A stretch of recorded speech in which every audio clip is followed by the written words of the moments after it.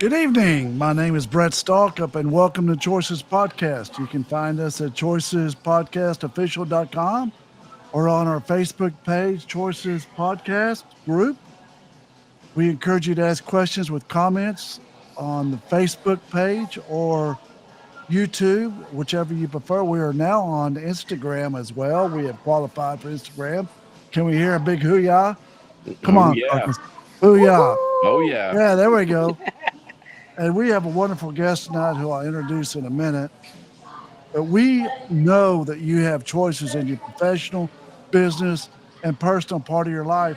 And we're here to grow as a group to make better choices, period, in all parts of our life. And our co-host Carcass John. Carcass, how you doing? Doing good. Fresh off a honeymoon Oh, good. and Were you on feeling a great. boat?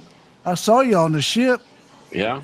Dude, Yeah. was that where were y'all? Yeah, we had a bunch of metal dudes with you somewhere on an It was island or called the something. Headbangers Boat. There Oh was no. a bunch of bands, and they played two or three times, and it was just a blast. And we Oh, cruised down to the Dominican Republic and danced around on the island for a while, and then turned around, came back home, and spent a couple of quiet days in Miami. So it was really awesome.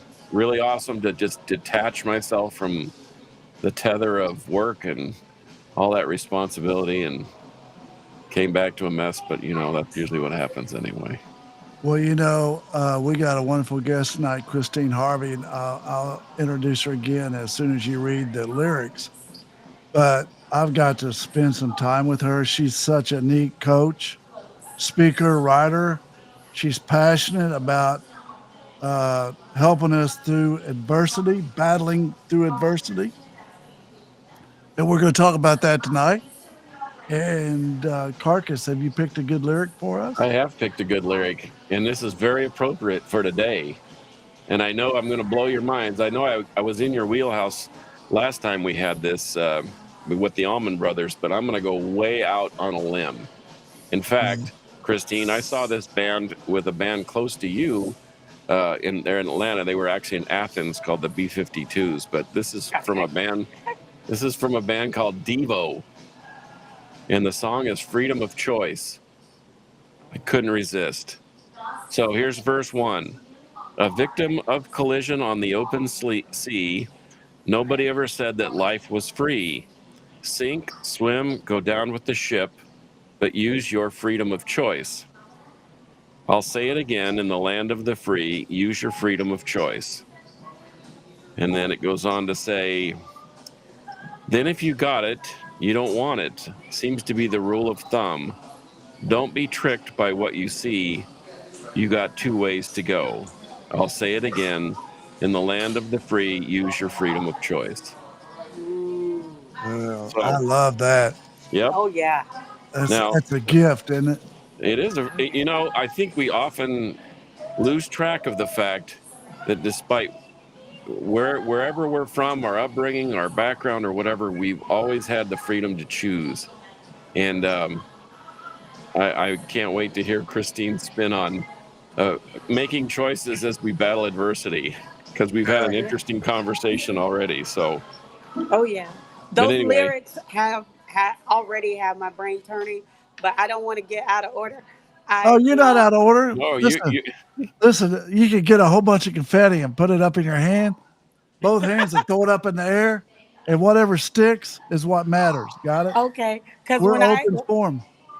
when I heard, first of all, when I saw the choices flash across the screen, the first thing came to my mind is I heard it said that we wake up every day with two things: a choice and a chance. If you're alive, you absolutely have a choice and you absolutely have a chance. So as he was reading those lyrics and he got to that part where it said some want to give it away, I think that made me think about how we can fall into victimhood a bit if we think we don't have a choice when we do. So Yeah, good isn't stuff. that the Good truth? stuff. I like that. For example, when you're instead of being a victim, you have a choice, right? Yes. Are you going to do something about it, or are you going to be a victim? Right. Right. Right. Uh, It's sort of because like I always like to tell people, "Oh, I can't do that."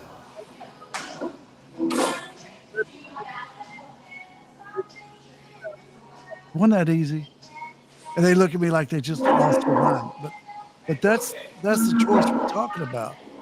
Uh, so tell us about your education. I know you're highly educated. Somebody's moving a chair behind you and it's making it hard to hear. Okay, I think it stopped. Did it stop? Okay, good. All right, Okay, good. yes.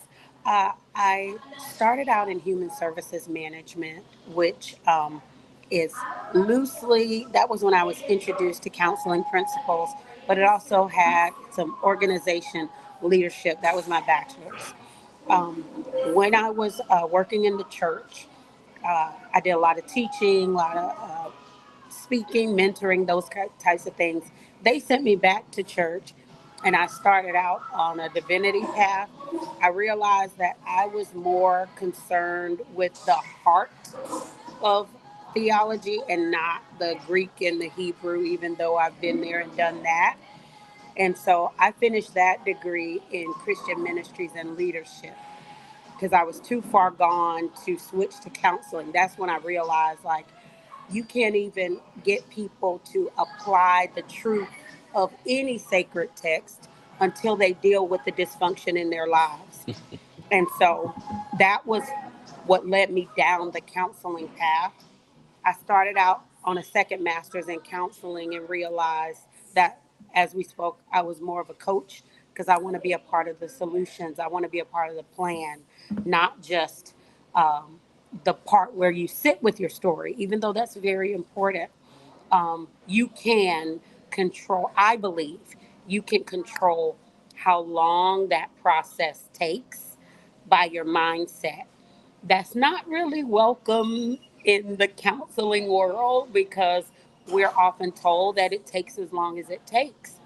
And I like to ask when I have the buy in because I would not ever want to have that conversation too soon. But I've walked with people through some pretty horrendous things. And once you get over the shock of it, how long do you want to stay in this story? And when do you want to start writing a new one? And I don't say that lightly. I have a daughter who was sexually assaulted in college. I have a son who was robbed randomly selling some sneakers, and he was depressed for a number of years and wanted to take his own life and would not talk to anyone other than me. And I've had to have those conversations also with them. Like, okay, these people did this to you, but you're still here. Do you want to let them live better than you? Are you going to take your power back and do something now with what has happened to you? What does that mean? Take your power back. When you wait for something to happen to the other party, let's say, like, if my son wanted, and there's nothing wrong with pressing charges, there's nothing wrong with pursuing the highest extent of the law and all those things. However, sometimes you can get so caught up in that that you realize once you get that, it's going to change you. Or some people may go to vengeance, like they did something to me, so I want to do something back. Transparently, I had some people in my family that wanted that kind of justice. But would it change my son? Would it change my daughter? Even if you, God forbid, kill that other person, I've heard it said an eye for an eye means we're all going to be blind. Um, and then at the end of the day, you still have to do the work to put your own life back together. So that taking your power back is saying, you may have done this to me, but if I'm still alive, I still have a life to live. The sun is still rising and setting. I don't want the rest of my life tainted by this story. I want to tell it from a position of power. I want to tell it on my terms and I want to use it for good. And I think when you can redeem good from those types of circumstances, that's how you take your power back. Oh, I love that. You know, it's like the Tin Man, the song, the Tin Man. Who stole your heart? Who started your pain? You know, the lyrics to the song. That's what you're talking about. You Hmm. gonna let them steal your heart, or you gonna get your heart back? So you got to And live, right? yes, Absolutely. And I can tell you transparently, I come from a very dysfunctional family. Um, I've had a lot of losses in key places, but you get to this place where you realize uh, if I need it and I believe that God is going to provide it and I don't have it, who's lacking? Like, did God fall asleep, or did I not need this thing that I thought I needed? And you find strength that you didn't know you have, because I cannot. I've had some times where I would rather have different people in place or different resources. But when I didn't, it caused me to dig deeper. It caused me to be creative. It caused me to find a strength about myself that I didn't know. And those are the types of things that I like to do with others. Like, your life doesn't have to be over because someone walked away. Like, are you going to miss the sunrise, miss the sunset because someone walked away, when there are 7 billion people on this planet? So that's the type of thing. That's what I hope to achieve when I work with someone. Like, where are you? Where do you want to be? What do you think is stopping you? Let me show you how it's not. Oh, I love that. Yeah, what's standing in the way? How to remove the barriers. Yes. Go find the barriers, remove the barriers. Yes. If you can do that in any business, you can be successful. Right. And if you do it in your personal life, you can be successful. Right. Because most of the So, time, those obstacles are either things that we think are going to happen or internal. Not to negate the SWOT analysis, because of course you got strengths, you got weaknesses, you got opportunities, you got threats. But most of what stops us are not those things. It's the thought that I can't do it, or the thought that something is going to happen. And those are the kinds of things that we have to overcome in order to have what we it's the truly brain. need. It's Yes. it's the brain, the devil in there Yes. saying, fear, you can't do this. Yes. Huh? Fear has stopped more people than their pretend opponents, for sure. Fear. Yes. Denny, Reverend always says false expectations appearing real, something like Oh, that. absolutely. Yes. Yeah, Yes. fear is no Yes. good, man. 2 Timothy Yes. 1:7. God doesn't want you to feel the spirit of fear. He wants you to feel love, power, and sound Sound mind. mind. Sound You mind. know, Yes. we're preparing for a big trial right now in my office. My team is, and I Mhm. had one of my lawyers walk in the other day and said, "I said you get plenty of rest." He goes, "No, I was stirred up all weekend, but I planted the flag in the sand before I came to work today." I was like, "Dog, that's the kind of people I want working for me, man." I'm like, "How can I let them down?" Right? Right. Right. So, how can you tell someone whether they need a coach or a therapist? It depends on how deep they are in pain, because in order to move past the pain, you do have to sit with it. Um, Sometimes people aren't ready to let go of the pain, and you cannot take it from them. Uh, I've tried unsuccessfully in my family to do so. I would not do that in a professional setting, because you see someone hurting and you can give them all the different reasons uh, why they should see it differently. That switch that has to flip is on the inside. So if someone is too stuck in their pain, if they're still very much tied to their story, they need therapy. They need someone to sit with them and just let it hurt. They need to talk about it, whether they're going to do talk therapy or any of the other modalities, that whether they're doing parts therapy. They have a part of them that's not ready to move forward. Coaching is more when you're ready to move forward. You may have some pain, but you're still moving forward, or you may have some pain, but you can compartmentalize. You can, like many of us do, we have things going on in our personal lives, but we can still go to work. So that person could still work on some goals with a coach, even if they are also seeing a therapist. So that's the difference. Therapists make a diagnosis. They can tell you, yes, you are depressed, in even deeper diagnoses. But a coach, we're not diagnosing anything. It's more you have something you want to work on and you need some structure around it.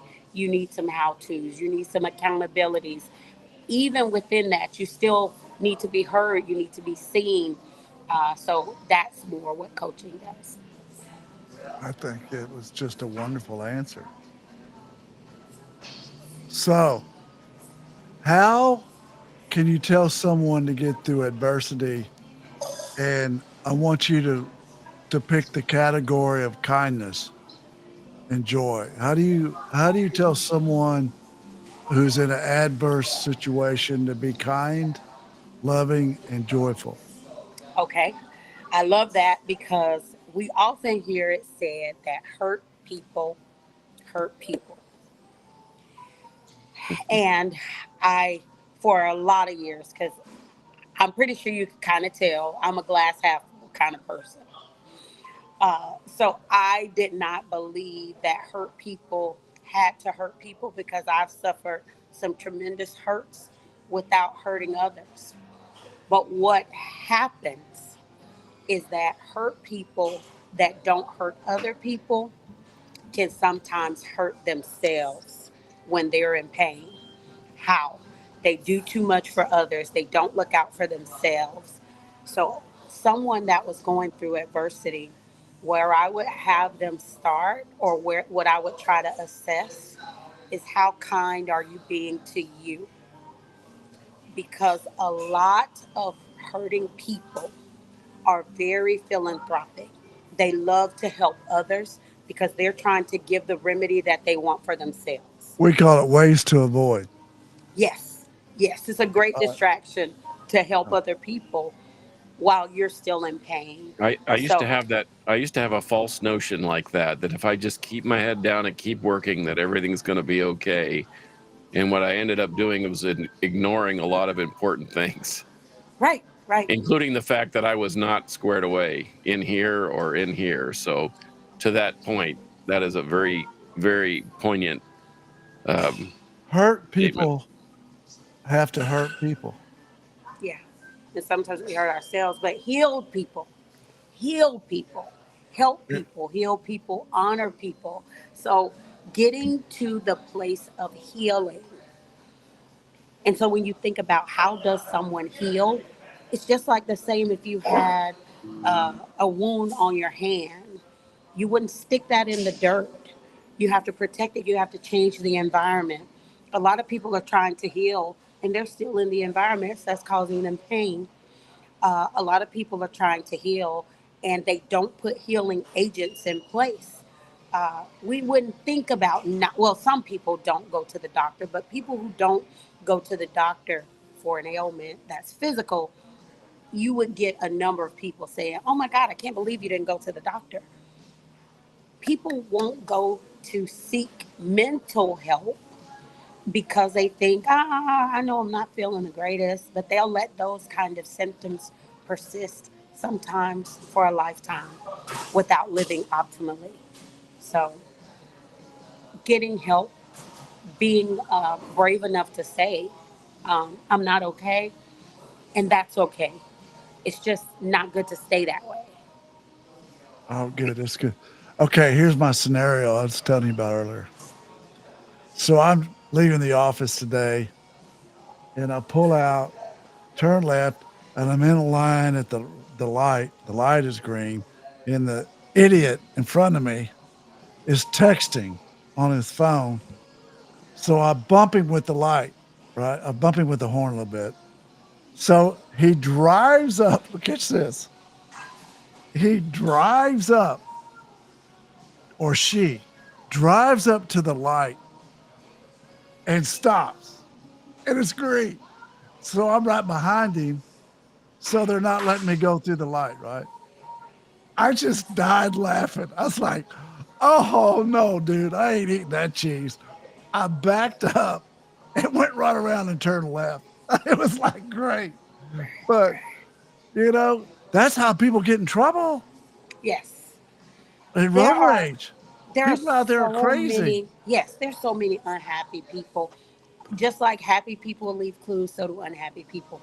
If you are that angry, like people, if you accidentally maybe think you're going to go in their lane and they're laying on the horn and all that, first thing in the morning, you are angry about something that did not start this morning. And that's why when I was in my undergrad, and I was actually thinking about doing something with this. So you're the first to hear it. You Oh, could be good. my test kitchen on this. All right, good. I think there should be widespread check, like something to say, a mental health checkup. How are you handling things that make you angry? How long do you stew over things? How have you handled your losses in the past? Because it's unheard of that you would go without a physical checkup years and years and years, even though there are people that do that. Oh, a Uh, mental checkup. a mental checkup. Girl.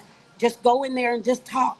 And if they say that you don't need any more, because a lot of times you don't need a ton of sessions. You just need to talk it out. You need to make sure that you've processed things properly, because that thing that John and I spoke about, how you things that you do to yourself when you're in pain, a lot of people are suffering in relationships they shouldn't be in, or taking on the burdens of family or loyalty and all these things, because they just never talk to someone else because it's been normalized. Like, no, you should put yourself first. Yes, you think of others. You don't want to be selfish, but just like on the airplane, they say put that mask on Oh, you yeah. before you help anybody else. Yeah, I used to teach that. Uh, There's but what you're saying is really pretty cool. So, insurance companies would love to pay for something like that because it keeps people from going to treatment and keeps them from going to Yes.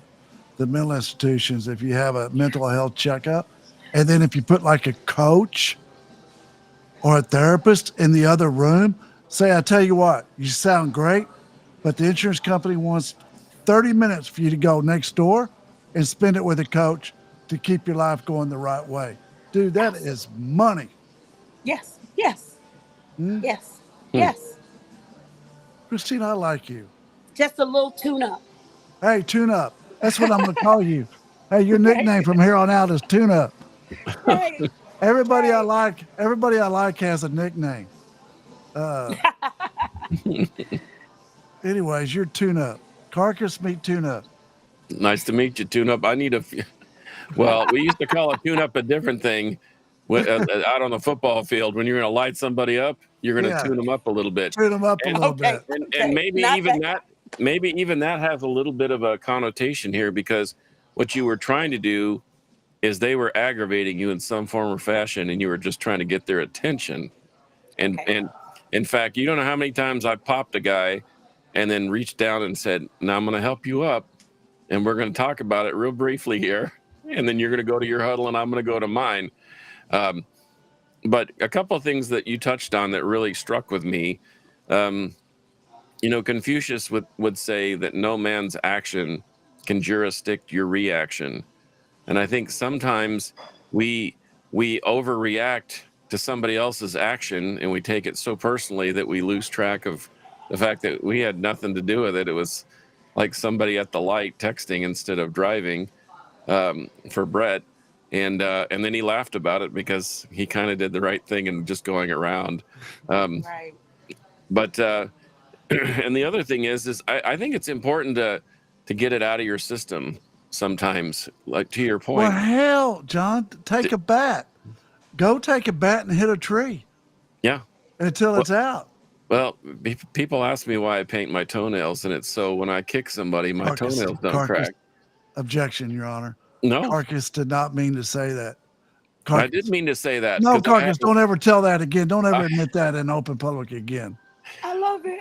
I wear slides, man. People know I paint my toenails, and that's because they split when you kick something, and when you're out kicking booty, you don't want your toenails to split. Oh. That's good health, man. That's good health practice.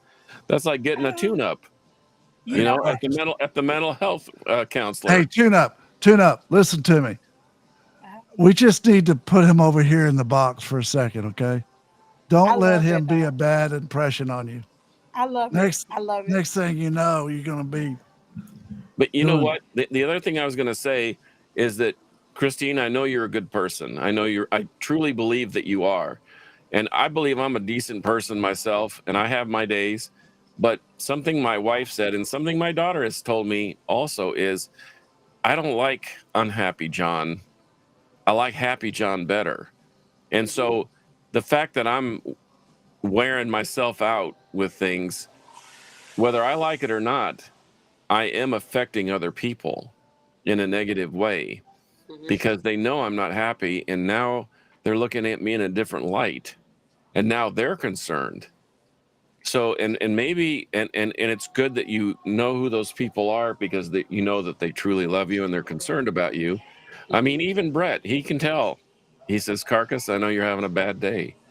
Let's talk about it. And we do, and it's usually nothing. And then, and that's the thing. I think we carry these little, pennies make dollars, and all of a sudden you got a wad of pennies in your pocket, and you need to get them out. So, Okay. um, so that was the other thing that you said. I think it's important that whether we know it or not, in a passive kind of way, we are hurting other people because they look at us and they say, "Wow, Christine's not happy today. I feel bad," But and you they know start what? and they carry that burden. You know why I think that's good rather than bad? I am the opposite. Uh, my upbringing caused me to be such a pleaser that I never wanted to let my mood affect anyone else. So I would just drive all that suffering down and paint on a smile. Why I think it's good that people can see that you're not okay is because we're not always going to be okay. It's just about how long and what we do when we're not okay. Because one of the things that I think was a gift of adversity coming to my children, and it's tough to say, and so I want to say it very carefully. Um, One of the things that I'm thankful for, I was trying to create such a utopia because of what I went through growing up. Um, I didn't want my children to go through anything, and that's our old generation. right, That's our eh, you've just described our whole generation. right. So Yeah. they weren't going to be Yeah. prepared for the world. Now, Yeah. I'm not saying that I wish the thing that happened. I had no control over what happened to them, but they got a crash course in what life can hand you, and I was not going to I was not equipped to prepare them because I just wanted them to have sunshine, rainbows, and butterflies. No matter So how much it cost you. yes, and No oh matter how my much god, it cost you. oh my I god, was like, I can have a oh whole nother show with you talking about the cost of that. yeah. That's right. Isn't that the truth? Well, we're gonna have to have you back anyway. Tune up, you're coming back. I love you to death. You got a great heart. And you know what else? What's that? You're powerful. You have the gift of power. And I really think you're a powerful, smart, intelligent woman. Well, I thank you for that. I thank you for that. Uh, it's been a journey. One of the things I've gotten really good at, and I suggest it for everyone, because we forget who we are. I'll tell people, read your own bio, uh, and be like, that really is me. I am an amazing person. I Woman, said, amazing. You are an amazing woman. Come I, on. I had to say that to myself until I was convinced. And I recommend it for everyone because even in your process, even on your bad days, Caucus, you're still a great guy. And if you don't tell you that and you wait for others to do it, you might be waiting. But if you know it first, I don't know if you guys do pound. Well, yeah, Dallas, y'all got pound cake, right? Uh, I tell people all the time, cake without icing is just pound cake. I will let others be icing. I'll never let them be the cake.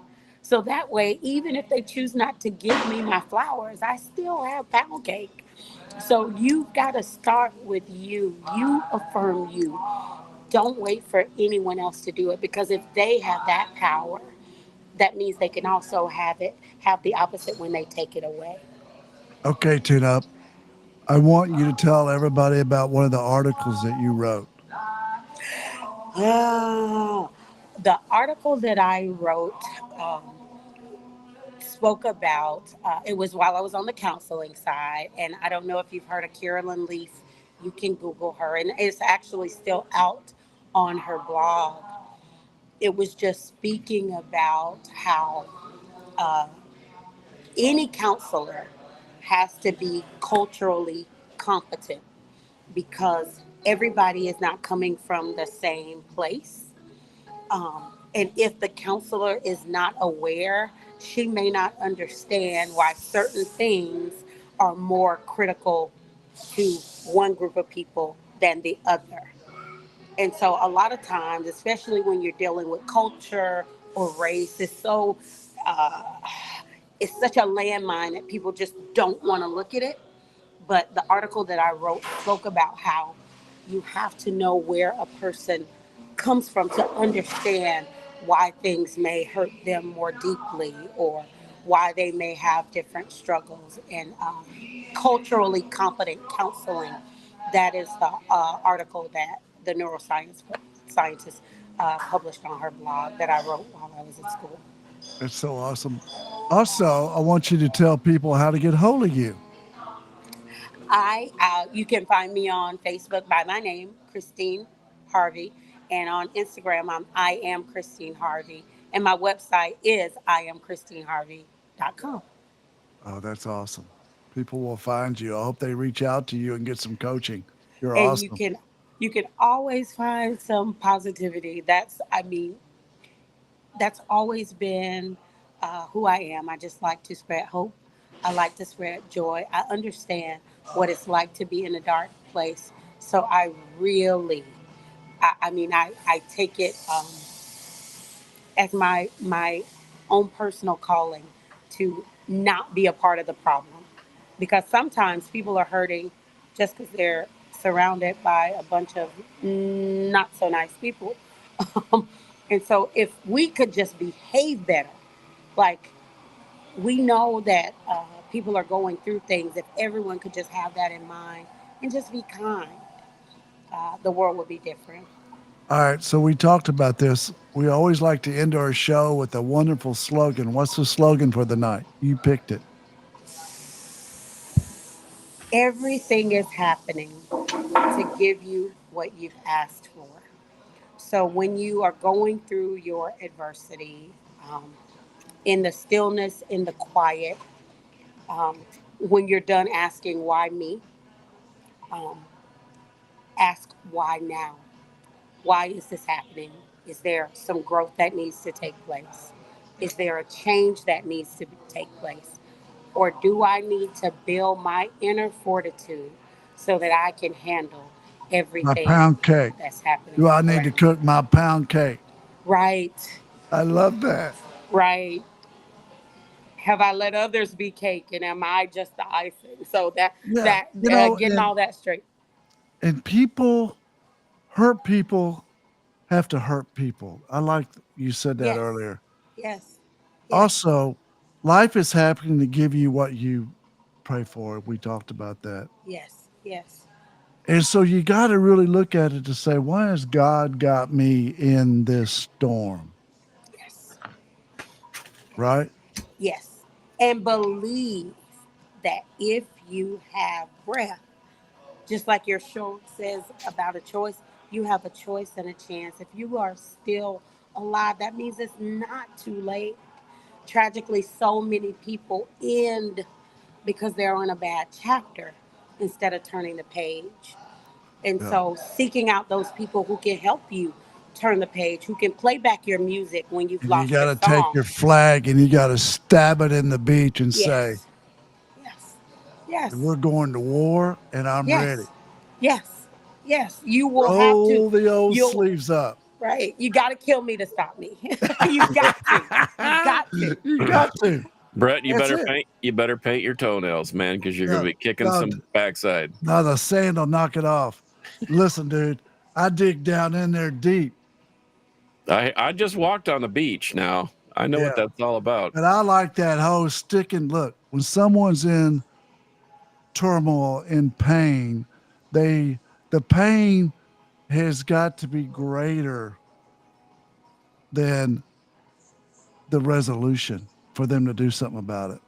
You know what I mean? And I mean, when you finally get sick of it and you stick that flag in the sand, dog, game on. Yes. Yeah. We're going to change. Yeah. Right. We're going to look at what's inside you. We're going to change. Right. Right. Well, look, Tune Up, I've enjoyed you. I I love did. you. Thank you. I hope Thank some you. of our viewers reach out to you. And I'm asking our viewers always to like us on Facebook and follow us on Instagram and YouTube, whatever. Help us grow. Thanks. Absolutely. Thank I'll be you, Tune I'll be Up. sharing it with everyone. I appreciate it. Love the You bet. nickname. All right. Thank Thank you, you. Christine. God bless you. You were Thank you. All right. awesome. All And right. congratulations, John. Is this a new? Did you just get married? August 31st, and we kind of waited for life to go by, and we finally took our 9 days off, and it was absolutely wonderful. She is truly amazing. In That is fact, awesome. that's a whole different show for another day. But when you're patient, good things happen. And I was patient, and great things have been happening, and I'm so happy.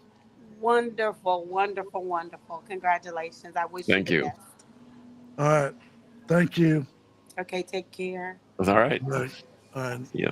Good night.